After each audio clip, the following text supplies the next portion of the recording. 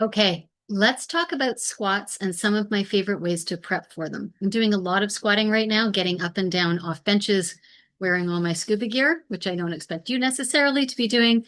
But one of the things that's really interesting about squats is we tend to think about the knee bending portion of the squat, or we think about just the hip portion of the squat. But in fact, what we're looking for is a really nice integration of hip motion, knee motion, and ankle motion. And the ankle part often gets left out.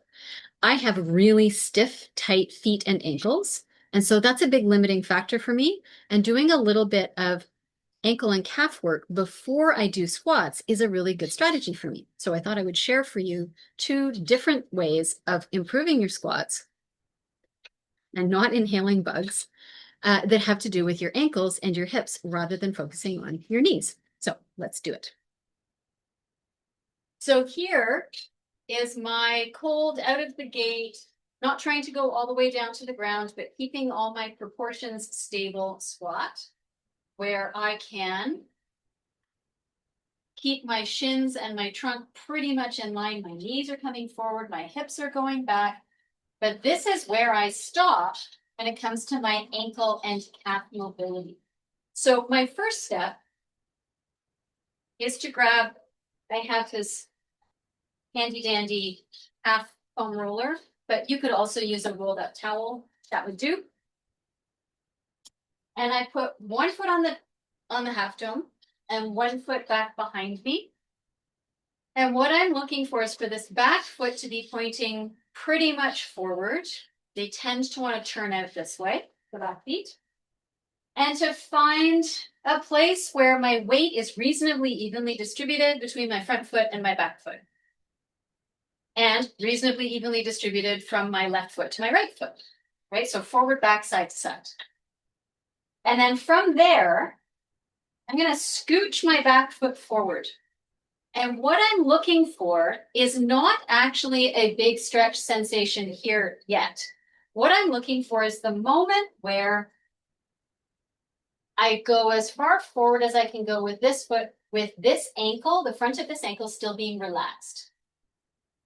There's a very determined fly trying to go up my nose. And if you play with this, you'll feel, and everybody's positioning is a bit different. There's a moment when the front of your foot and ankle and shin grab tight to stop you from falling. So your goal is to stop just before that moment and hang out here, thinking about your weight settling down into your heels.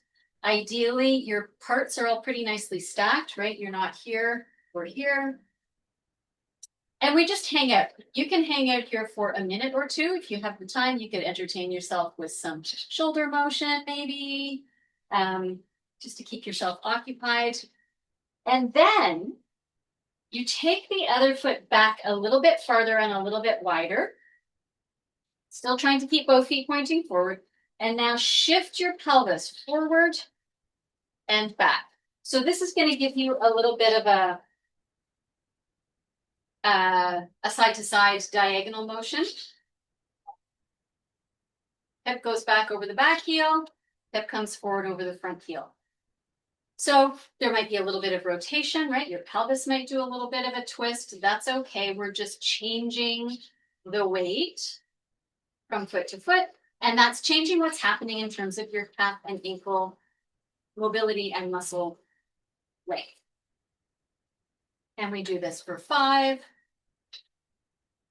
4, 3, 2, and last one. One more quick note from the side. This came up in a coaching call today when we were talking about hypermobility. So I'm inclined to really sort of collapse into the backs of my knees. They tend to want to hyperextend. And so I'm also looking for, I'm not bending my knees, but for me, a little bit of external rotation of my thigh bones, right? So I get a little support from my hips, takes the pressure off the backs of my knees. I don't want you to mostly feel this here in the back of your knee. We're really looking for the back of your calf and your ankle. So now, still on the same foot, now you're going to step forward and step back. So you'll feel more stretch in the back of your calf in this position and less in the back of your calf when you step behind you. You want to keep this heel heavy on the floor. So it might not be a really big step forward, right? If you do a big step forward and your heel needs to come off the ground, you've gone farther than I'd like you to go. And we're still looking for whatever range you can accomplish where you're still reasonably upright in terms of your trunk and you're not needing to do any weird counterbalancing stuff. So we will again step 5, driving from the back of this leg 4. So this leg is just a passenger. 3, 2, and last one. And then of course we have to do the same thing all over again on the other side. So you will have one foot on the half dome or the rolled up towel. You want your other foot back behind you with that back foot pointing forward to the best of your ability. If your tendency is to be quite turned out, pointing your feet all the way forward might be uncomfortable for your feet, your knees, or your ankles. So you go to what you can go to that might feel weird in your brain, but it's okay in your tissues. And we're just going to hold here for a moment, thinking about that idea of, weight centered left, right, also weight centered back, front. If you get bored, maybe you did a little bit of this the first time. Maybe you could do a little bit of this the second time, make a couple of nice little arm circles. Because we're trying to stay here long enough for your tissues to adapt to the position, change directions if you're following along with the arm circles. Remembering that your positioning here is about staying soft and relaxed and not grippy in the front of that forward ankle. And we'll do 3, 2, 1, and then let your arms relax. And then take this foot back a little bit wider and shift your weight. Back heel, forward heel. Back heel, forward heel. So it's not a huge motion, right? We're not doing a great big upper body swaying side to side. You're trying to keep your upper body pretty nicely set and settled and just traveling along with this little hip alignment motion, lining up with this heel and then lining up with this heel so that we change what's happening with your calf muscles. And we'll do a couple more of these. And then from there, keep this heel really nicely anchored into the floor. Press back from the back of that standing leg and press your pelvis and your leg forward and then slide back and press forward and slide back. And we go 5, 4. Again, we're trying not to hyperextend your knees, but we're also not trying to do a big bend of your knees. Last one. And then from there, we are deliberately going to bend your knees. So you can stay on the same foot. And we're looking for a small bend, keeping your weight still down on your heels. So it's not bend your knees and send your pelvis forward. It's not bend your knees and send your shoulders forward. It's just bend your knees and come straight down like an elevator. And it should change where the stretch feels like it's happening down towards, if you've had any stretch sensation, because this isn't a big feely feel stretch thing. But if you're getting it, it's going to be further down, lower into the lower part of your calf muscles. And we're going to do the same thing. We're going to hang out here. And we're going to hold for like 10, 9, 8, 7. I get to enjoy the beautiful scenery of the ocean. You get to enjoy whatever it is that you are looking at home.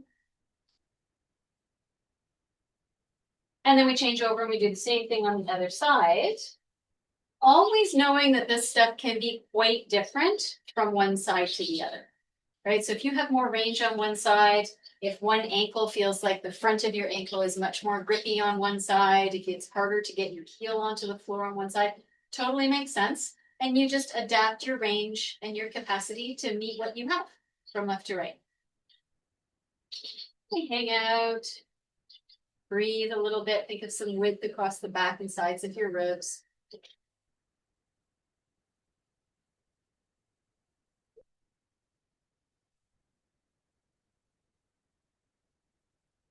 And then we're going to come off there and take a look at what my squat feels like now. So I'm going to do the same thing.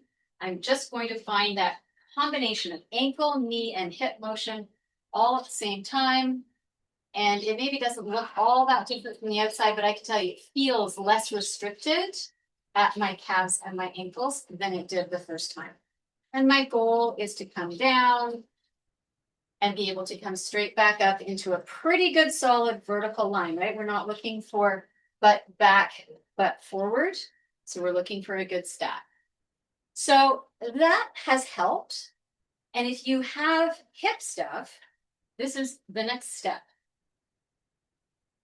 Find a chair, hands nice and strong onto the chair, arms long and straight. Plant your feet into the ground. So again, if you tend towards that hypermobility, knee hyperextension thing, we're going to find a little bit of spin of your legs in your hip sockets just to take the pressure off the backs of your knees, rather than just bending your knees, which doesn't have quite the same effect. And what we're looking for here is stretch in the back of your legs, backs of your hamstrings, maybe up into your glutes, maybe down into your calves, with your legs about hip distance apart. We're going to start with just staying here. The other thing that you can think about is the positioning of your trunk. We don't want to be kind of dumping into extension of your lower back, but we're also trying not to be in flexion, especially those of us with osteoporosis where we're trying to avoid excessive amounts of unintentional flexion. We're looking for a little bit of lift at the base of the ribs and a nicely untucked pelvis. If you can't get into this untucked pelvis position where you feel like the bottoms of your pockets are pointing straight at the wall behind you, you'll want to come higher.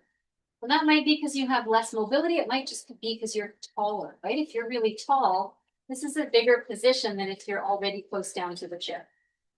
So you go arms at the chair, back at the chair. You could be on a counter or a table, but we're trying to find a height that allows you this untuck of your pelvis. From there, we're going to add some motion. Slide your hips forward, slide your hips back. We're keeping that not hyperextending knees concept, right? So we're not flopping into the backs of your knees. And you don't want to go so far back that you end up rounded. We're staying in that nicely untucked position. And we go for 5, 4, 3, 2, and last. From there, bend and press. Bend. So we're not just popping your legs straight. You're really deliberately pushing the floor away with your feet.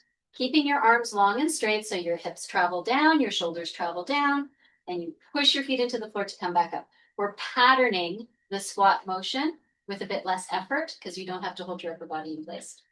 5, 4, 3, 2, and last one. And then from there, bend your knees, shift your weight back, come on up, and let's see what the squat feels like now. So we come down. So feeling like I have, again, increased my range, increased my capacity for strength. I'm still maintaining a pretty good line between my shins and my upper body. Not a requirement, but it's what I'm doing for the moment, right? I could come down lower by bringing my spine out of line with my shins. Also a perfectly good option. And we'll go 3 and push the feet away. 2, and you can do this with extra weight. You could do this with a band. You could do this with a barbell, depending on how you are playing with your squats. So if that makes sense and you like that, let me know in the comments below. Does it help your squats to increase your ankle mobility? Does it help your squats to increase your hip mobility? Or are you a person like me where it's helpful to do both? Let me know. See you in the next one.